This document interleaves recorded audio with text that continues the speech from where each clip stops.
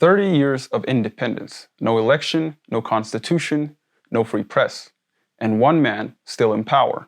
As Eritrea celebrates 34 years of independence, it's time to ask, what has it really achieved, and at what cost? Hi, I'm Jonas Anbiko, and this is Analytica Today. Eritrea just marked 34 years since breaking free from Ethiopia, a hard-won liberation after one of Africa's longest guerrilla wars. But while the flags are flying and the parades are rolling, a bigger story is unfolding. Has Eritrea's independence delivered on its promise, or has it become a cautionary tale for the region? Today, we're unpacking the legacy of President Isaias Afewerki, the good, the bad, and the ugly. From post-liberation hope to authoritarian rule, from national pride to regional disruption, let's break it down. Let's start with the good, because there was some. When Eritrea declared independence in 1991, few could question the sacrifice. 30 years of guerrilla warfare forged a strong national identity, built around self-reliance, discipline, and unity. The early years saw infrastructure expansion, literacy campaign, and a sense of collective purpose. Roads were built, the local currency, the nakfa, was introduced, and a small but determined industrial sector began to emerge. Eritrea was praised for its low corruption and a focus on merit-based governance in its first decade. Isaias Afewerki, once hailed as a visionary, promised democracy, development, and dignity. But then, things changed. Here's where the bad and the ugly begin. By the late 1990s, Eritrea was no longer a rising model. It was a country at war again.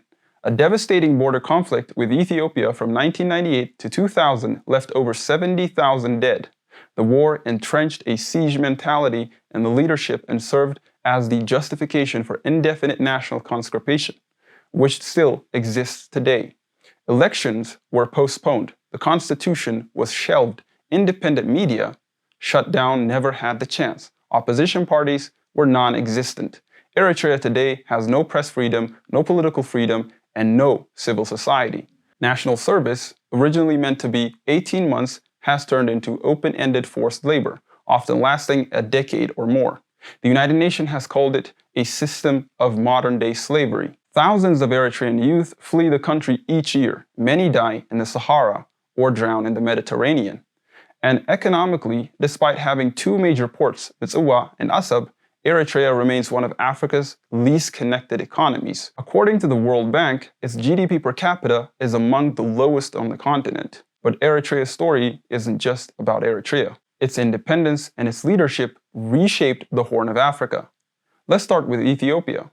Eritrea's departure in 1993 didn't just cost Ethiopia its coastline.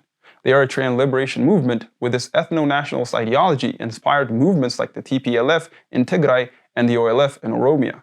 These groups trained alongside or received support from Eritrea during the struggle in the 70s and the 80s, and continued on post-independence even today. More than that, Eritrea's independence itself led to a constitutional compromise for Ethiopia. Article 39, which gave every ethnic group, every liberation movement in Ethiopia the right to self-determination, including secession.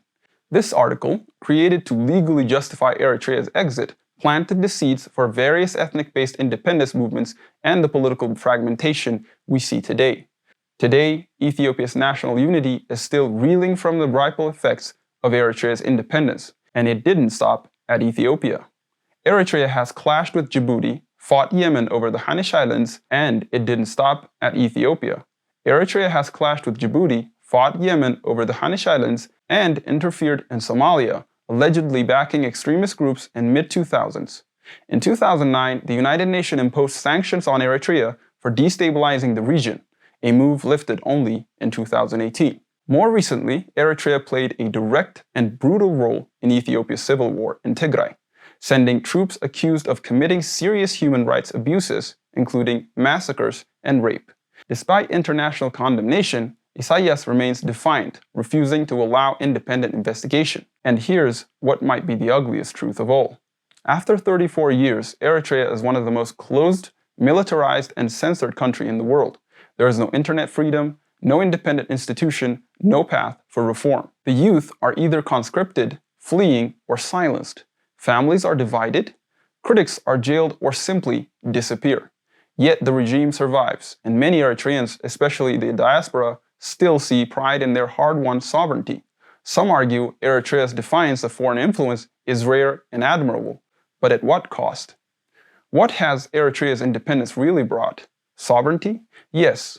Self-reliance to a very limited extent. Freedom? Not even close. Under Isaias Afewerki, Eritrea has become a state defined not by the liberation it won, but by the freedom it refuses to give. Its people are resilient. Its land is rich in history and potential. But without reform, independence risks becoming a prison, just under a different flag. What do you think? Has Eritrea's independence delivered its promise or betrayed it? Drop your thoughts in the comments. If this gave you something to think about, like, subscribe, and share. I'm Yonasan Biko, and this is Analytica Today.